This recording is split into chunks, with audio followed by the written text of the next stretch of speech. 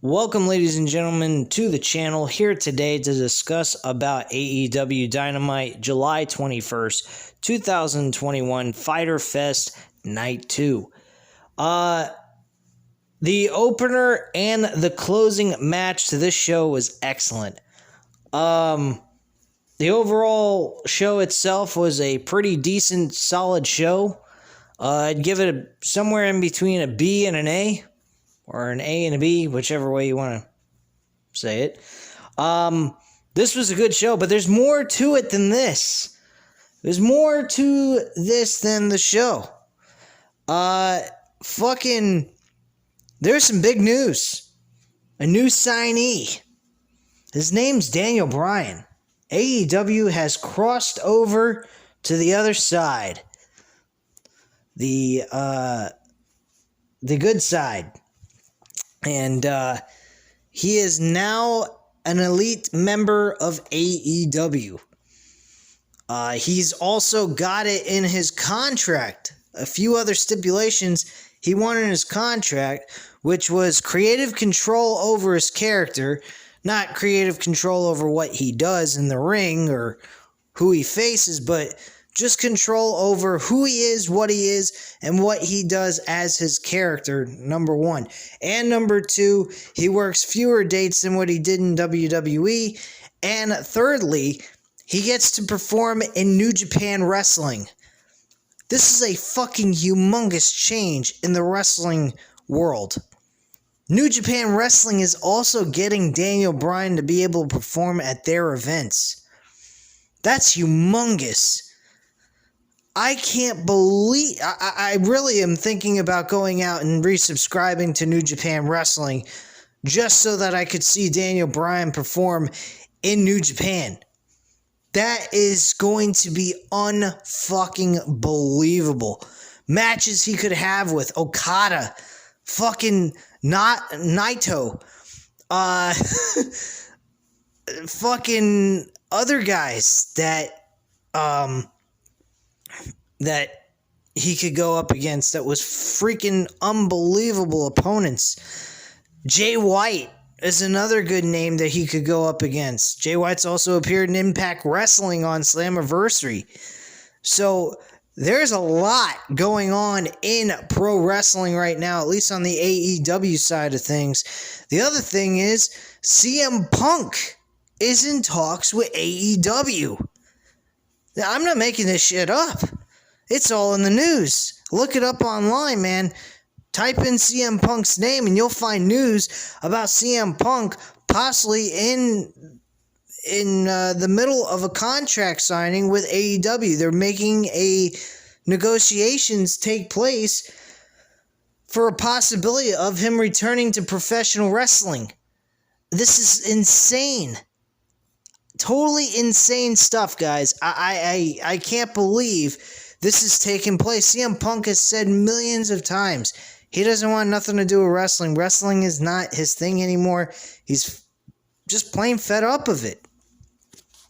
Well, that has changed, folks. I don't know what's changed his mind. I guess maybe the idea that knowing full well Daniel Bryan has decided to cross over to the other side, and he may be looking at it as an opportunity to possibly do the same thing and really put WWE under a lot of pressure. I think CM Punk wants some revenge. There's a possibility that might be the case. I might be just talking out of context here because I just absolutely hate WWE at this point and what they've done to their company. Creatively and everything else in between. So, this is a huge, huge change. I honestly think with everything that's taking place now in pro wrestling, there is a lot going on that people don't have to stick out with WWE. They don't have to bury their souls and sell themselves off to make a good living anymore. I honestly think eventually these other pro wrestlers in WWE are going to start going over not to just AEW, but maybe New Japan Wrestling, Ring of Honor, and Impact Wrestling, and try to make a difference in those promotions and get them some popularity. Because I'll be honest with you, if Ring of Honor and Impact Wrestling can improve their shows and try to get some big notable names on their roster like AEW's been doing, and go after some mid-card guys that are free agents and really develop them into major stars, they may actually do something as well. So Ring of Honor had that. They had Cody Rhodes, they had Kenny Omega, they had the Young Bucks. These guys made their name off of Ring of Honor and New Japan Wrestling. If it wasn't for New Japan Wrestling and Ring of Honor, the names I just mentioned wouldn't have done nothing in pro wrestling. They were starting to make a turn in pro wrestling. It would have taken them a lot longer than what they have done with AEW, I'll tell you that much. But still, they were making some humongous impact in the pro wrestling world. Now with AEW in the picture, they're just the bigger platform of what Ring of Honor and New Japan Wrestling was all about. And that's how I see AEW. And they're just delivering on all cylinders. They're bringing back names like Chavo Guerrero as a manager for Andrade. Unfucking believable. That crowd went apestick for Chavo Guerrero. I couldn't believe that. I mean, can you? Chavo Guerrero, every time he was in wrestling back in the day, when he teamed with Eddie Guerrero, they chanted Eddie. They didn't chant for Chavo ever. And when he broke away from Eddie Guerrero, Chavo was non-existent, irrelevant. He comes into fucking AEW, and he becomes something big again. That's kind of interesting. I like the fact that he's playing the manager role to Andrade. I think he's going to do an excellent job in that role. You never know. You might see him in action in a tag team match with Andrade at some point down the line. I mean, he does have in-ring experience. It would work. So if they wanted to do like a tag team match for a one-off type of thing, that's a possibility. And we could see Chavo Guerrero wrestle once in a blue moon. That would be kind of neat. Not that it's necessary, but it wouldn't be that bad of an idea. Just for fun. I would do that like on a Dynamite episode, not like a fucking pay-per-view or something. That would be nuts. But, anyway. Personally, at this time, I gotta be honest with you guys. There's nothing going on in AEW that's bad. Everything that's going on is they're hitting it on all cylinders. They're doing everything they need to do to make this company important. Honestly, with them being so stacked up with performers and wrestlers, they're not going to be able to fit everybody onto Dynamite, which is obviously, everyone should know that, especially with this roster getting bigger and bigger. To be quite frank with you, I don't think they should do any kind of, like, what WWE's doing. I think that a performer should only perform on one episode per week.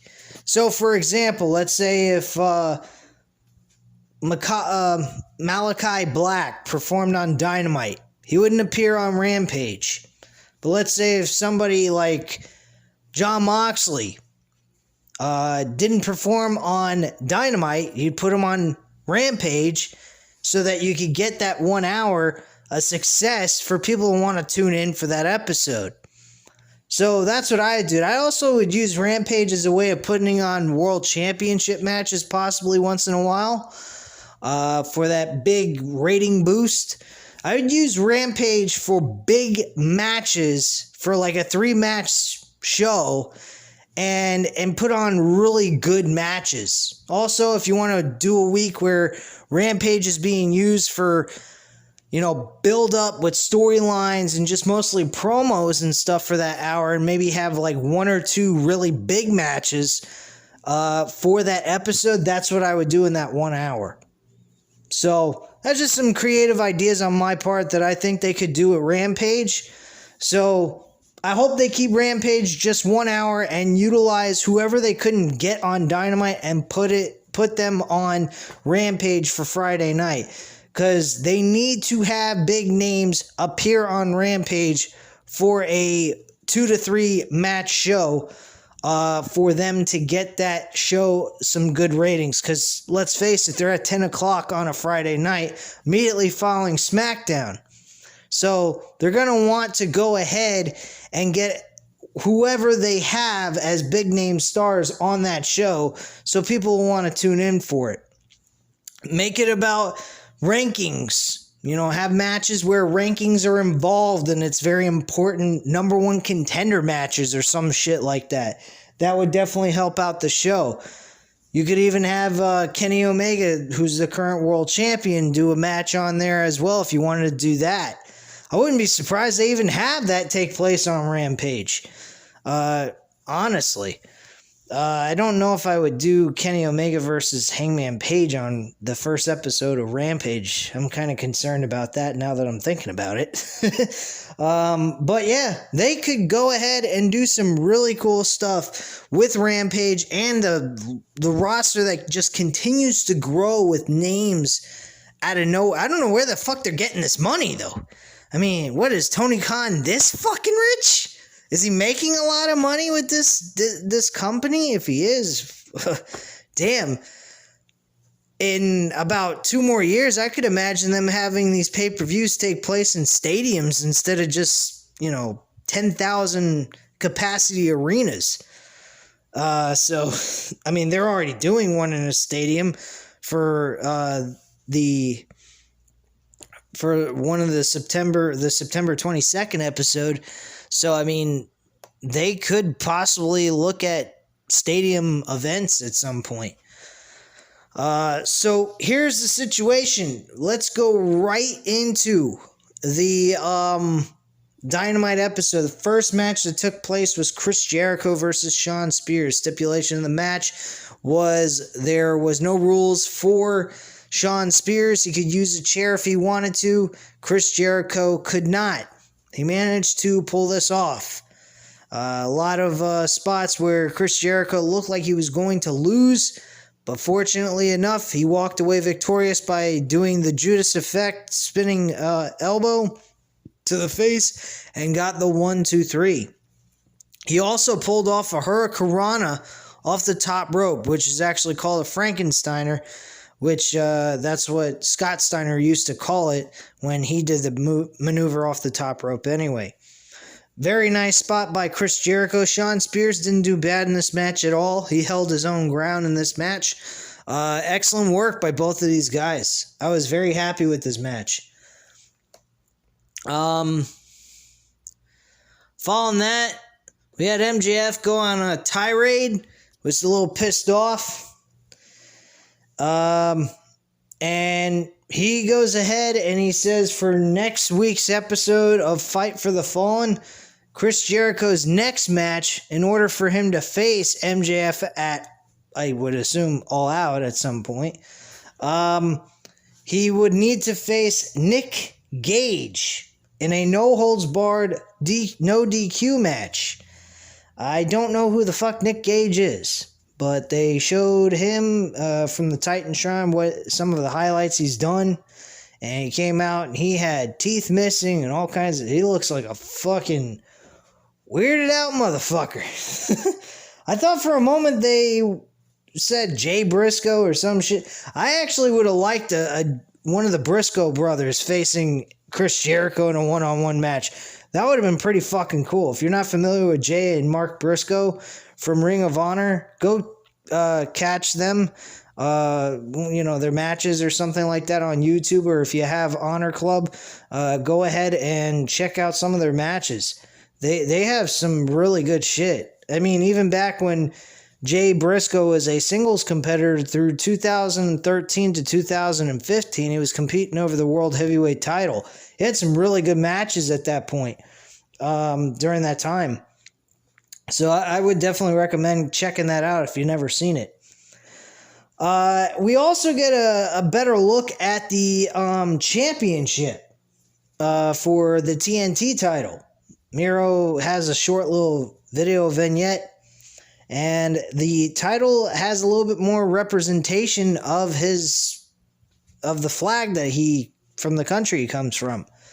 He has white with green trim on the gold plates, and I believe there's a little bit of red trim on there as well, which look kind of cool. I like what they're doing with the TNT Championship. They keep changing it up, making it look a little bit different each time for each person, fitting their personality, I guess. And it seems more like how the Intercontinental Championship used to be back in the day in like the 90s. You'd see the strap a little bit different in color, especially when Ultimate Warrior was the Intercontinental Champion. He had different colors every single time with that belt. He'd have like purple, I think yellow at one point, all different kinds of fucking colors for the strap. Yeah, I don't think they changed the plates too much, just the strap itself. So overall, that was kind of cool.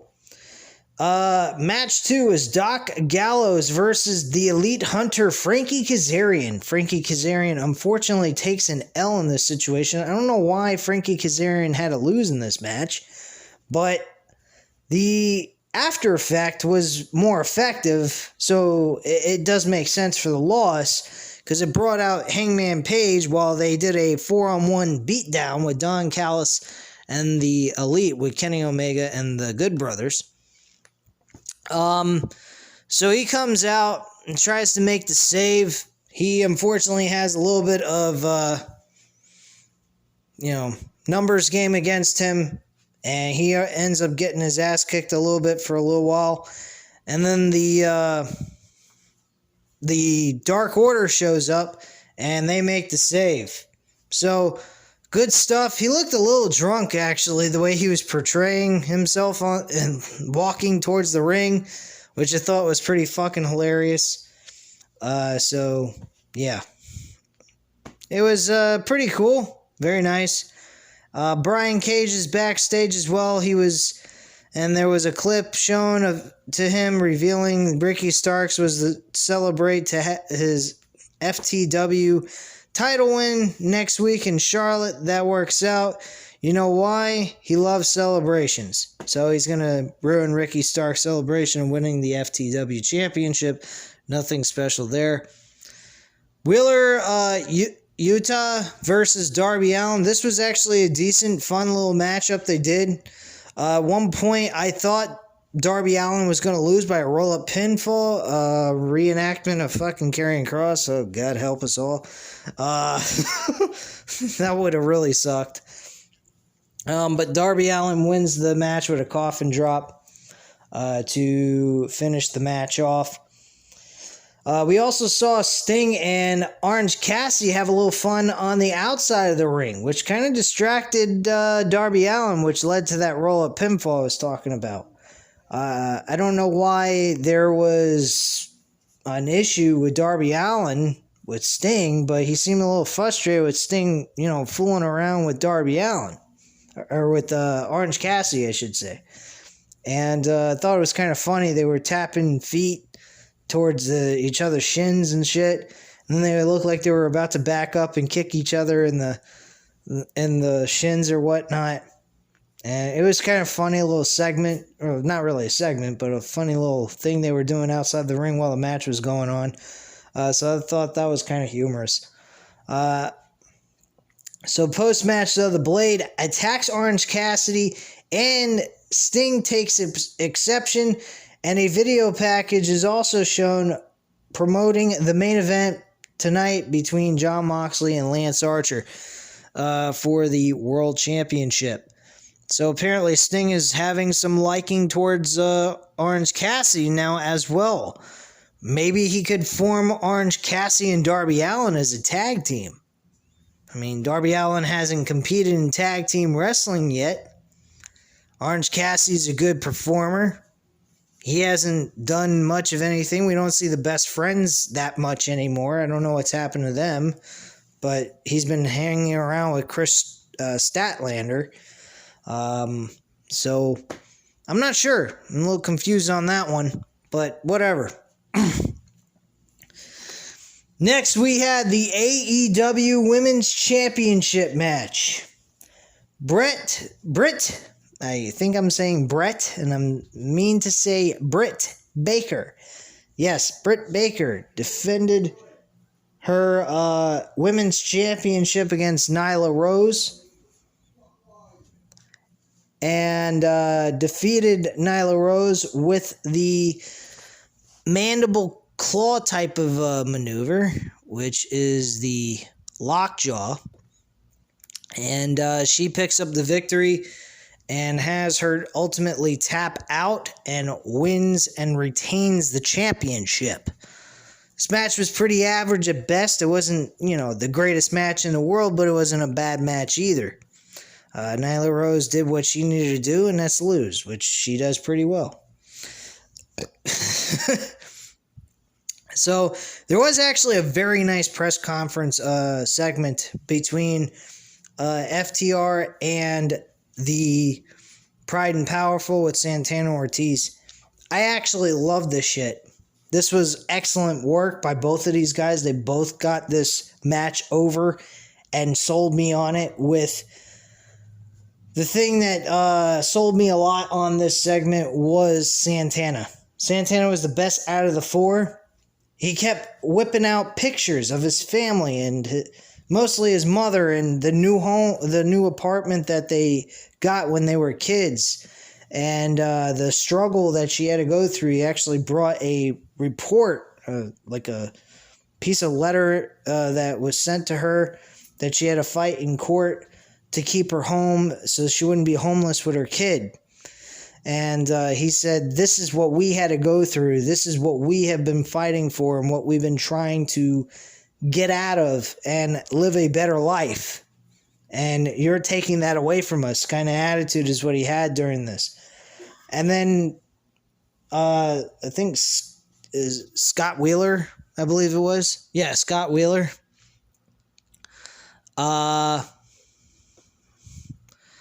Went ahead and he said, yeah, well, you know what? There's three things we care about.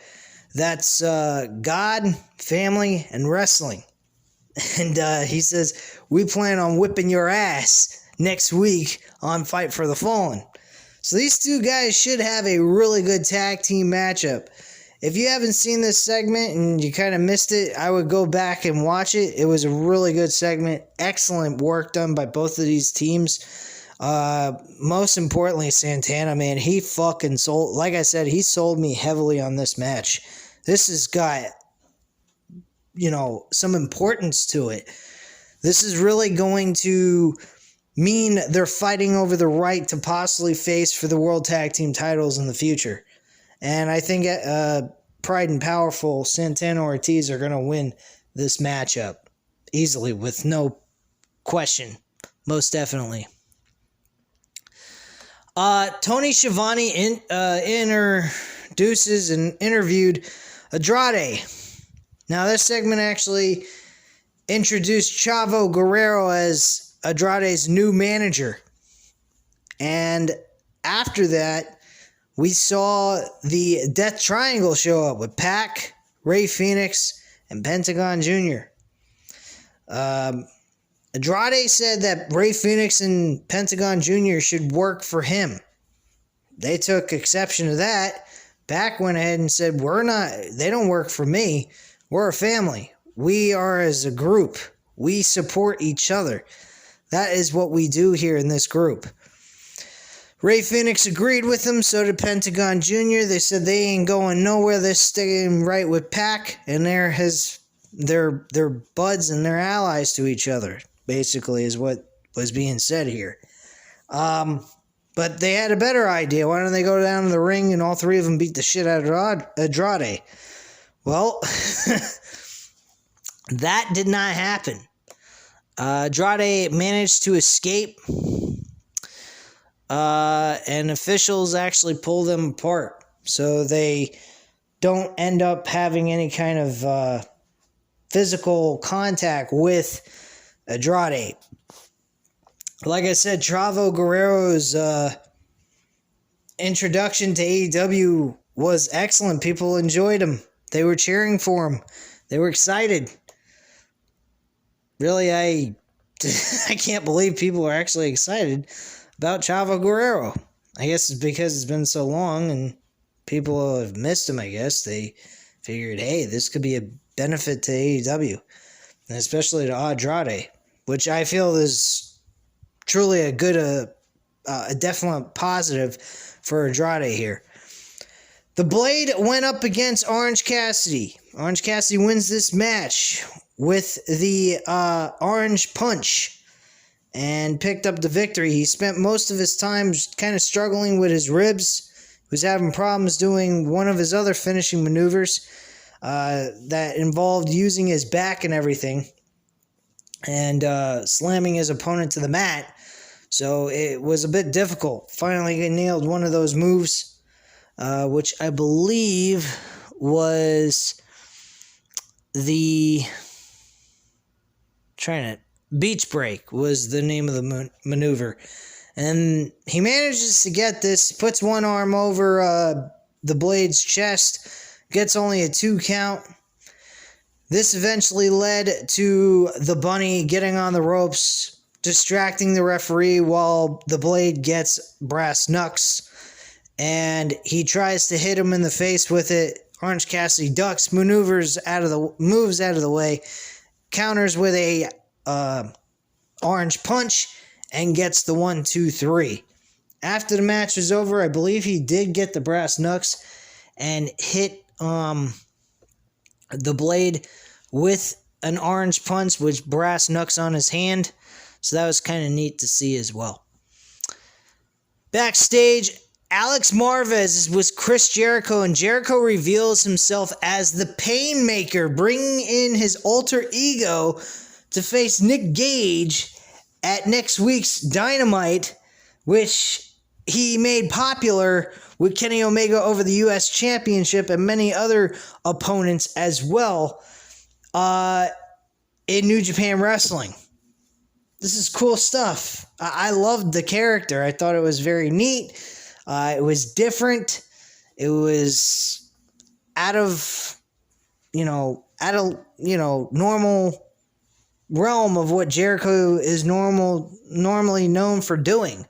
And this was very unique. It was his evil version of Chris Jericho, you could say.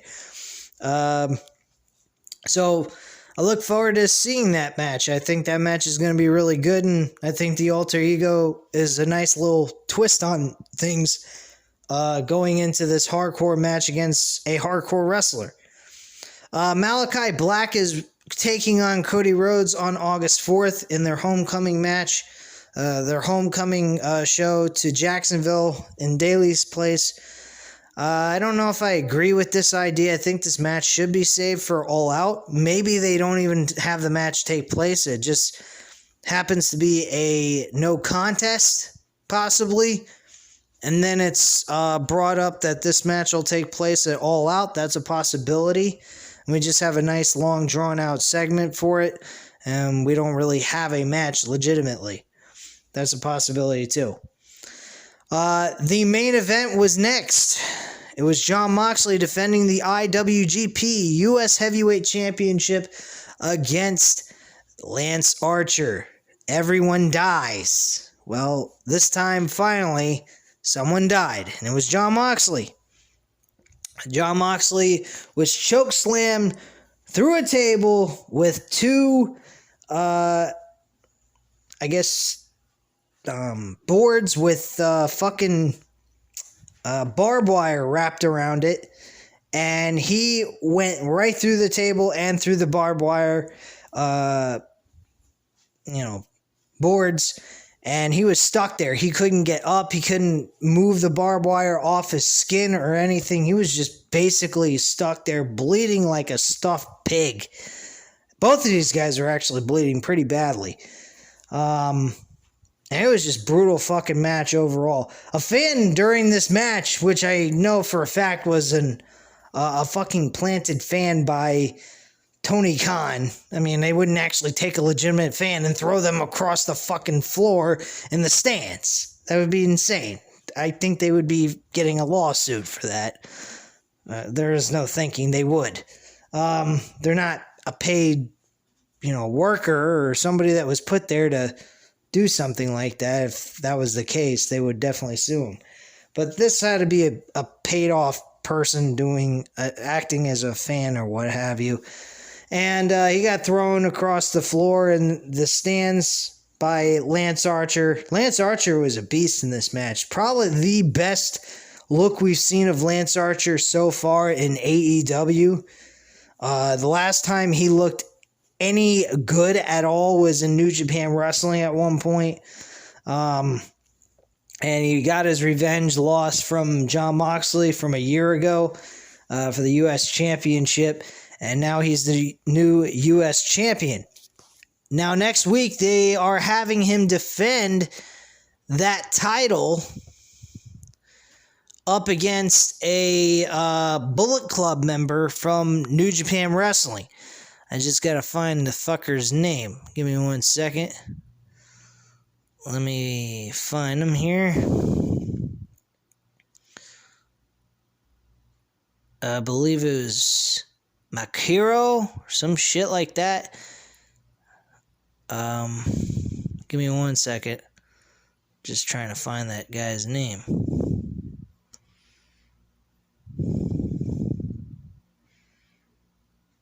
This is weird and can't find it. Here we go. Haikyuu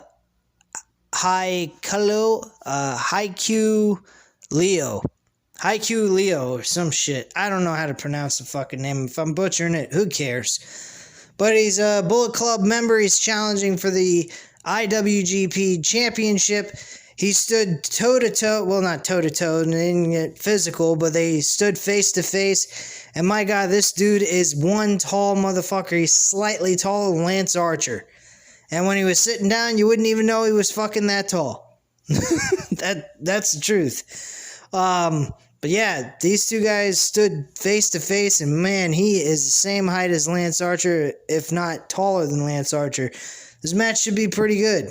I don't know, this guy's in-ring ability or what he can do, but it should be interesting to see what this guy can pull off with Lance Archer. And I'm assuming Lance Archer will lose the championship, since that title is not really being used in New Japan Wrestling all that much as it used to. But then again, I might be wrong. Lance Archer might retain the championship and remain the U.S. champ. So, you never know. But at this time, guys, you know what to do. Hit the like button if you like this video. Hit the subscribe button if you're not already subscribed to the channel. And leave a comment down below. I'll definitely get back to you on that. I thank you guys very much for watching. I hope you enjoyed the video. And I will speak to you guys this coming Friday for SmackDown. I don't know if I'm going to be reviewing it immediately after the show's over. Probably not, because I got shit I got to do on Friday nights after I'm done with work. So it will be either late Friday night, I will upload that, or by early Saturday morning. So keep an eye out for it. I thank you guys again for watching, and I'll speak to you again soon. Bye.